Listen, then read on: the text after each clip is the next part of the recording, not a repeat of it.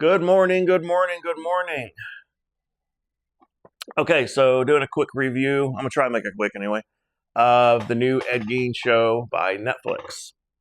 I'm gonna say what I like, and then I'll end what I did not like. First off, Charlie Hunnam deserves all the awards for his performance, not just how he portrayed Ed Gein, but his performance in general. He even I understood that he did a lot of research on the character, and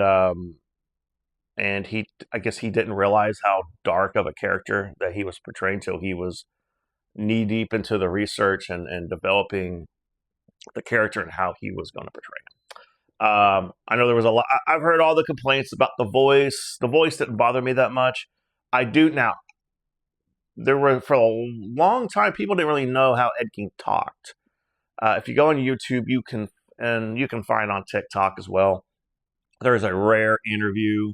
It's obviously years back. It's somewhere in the 1950s, so the audio quality is not that good.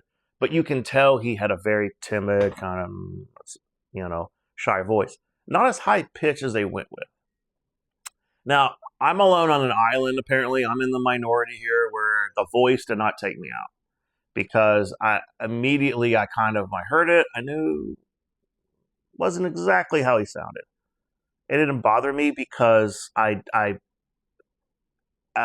took breaks during the episodes and did a little research based on just to reflect my memory on because I researched all of these serial killers, so I kind of know a lot of their story, and for what I understand is they did the like Charlie and then the producers and filmmakers and everyone behind the movie did the research on what the voice was, and a lot of people who knew Ed Gein said he sounded very childlike, very shy, stuff like that. So that's the voice they went with. It didn't bother me.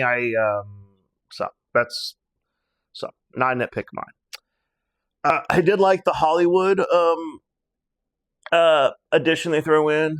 You get a little background story on Alfred Hitchcock and Anthony Perkins and Tony Cooper, and I noticed people complained about that. That didn't bother me whatsoever. I was all for it actually, because not just because it was cool to see those people be. You get to see the background story. You kind of get to see how the movie Psycho came about, how Texas Chainsaw Massacre came about. They did the Silence of the Lambs thing real quick, so because it was just it was just the Buffalo Bill character, so it wasn't as big of a Ed Gein influence as the other two films were. So, but I did like the fact they showed how the film Psycho had such an impact and how the studios wanted Hitchcock just to do more of that, and he didn't want to. He didn't want. He wanted to get onto the next story, for the next film, and then Perkins got typecasted, and so he had a hard time getting different roles.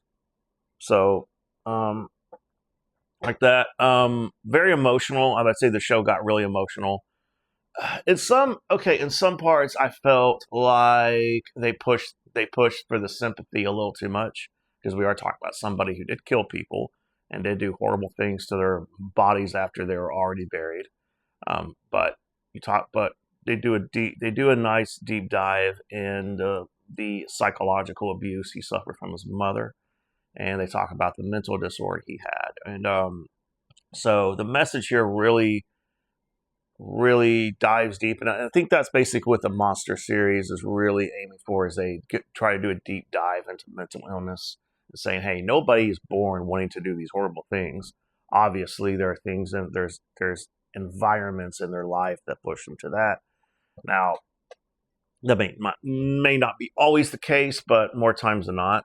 So, but like I said, like I enjoyed all of that. I was entertained from beginning to end. I will say, and I'll get back to the negatives. I will say this did not need to be 8 episodes. You could have told this whole story in about 6, maybe even 5 episodes. So now that might be within the Netflix contract. They're like, hey, we need this many watch hours from our viewers, so you're going to have to stretch this as much as we can get. That I can get. Because these Netflix series, you're not getting it. I mean, unless you have nothing, but unless you have a whole full day off, which I rarely do, then yeah, it's kind of hard to get through a series in one day, at least for me. I think the Hollywood edition, as far as the Alfred Hitchcock and the Texas Chainsaw, I felt like that should have been later in the timeline. So I do understand why people kind of complain that it felt kind of unfocused. I didn't feel that way, but I did feel like we could have just stuck to the timeline as we are going. But I've noticed in the monster series, like in the other series, like Jeffrey Dahmer and the Hernandez brothers, I noticed they kind of did that too. They kind of showed a background story of each character and stuff like that. So I also feel like they had 3 endings and they didn't know which one to go with, so they said, fuck it, we'll just do all 3. So it kind of felt like there were 3 endings back to back, and to me that just told me they didn't know how to land the plane. So I think the whole cameos of other serial killers was a bit much. It kind of felt like a Marvel's movie where you had to have a bunch of cameos. So I'm not truly convinced that all of them were highly influenced by Ed Gein. I think they would have done what they've done had he existed or not. So I haven't looked that deep into it. I think that was just a reason for them to throw other cameos in. Yes, there's plenty of fiction in here, but like I've said this many times, in biopics, the screenwriter is going to be influenced to add other things, and nothing is always going to be 100% accurate.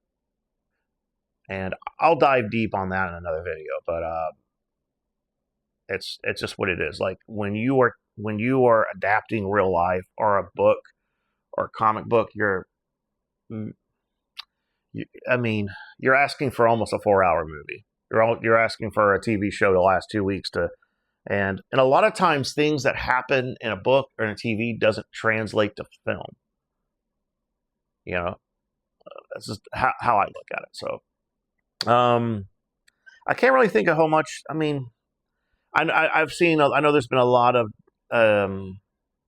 mixed reviews, but to me, I feel like some people just go into something wanting to hate it, just so they can so they can have like a hot take on the internet. So, anyway, this video is going on too long. Anyway, that's my whole review of it. I enjoyed it. Wasn't perfect, but nothing that took me out of it. So, looking forward to more of these. I've enjoyed them thus far. So.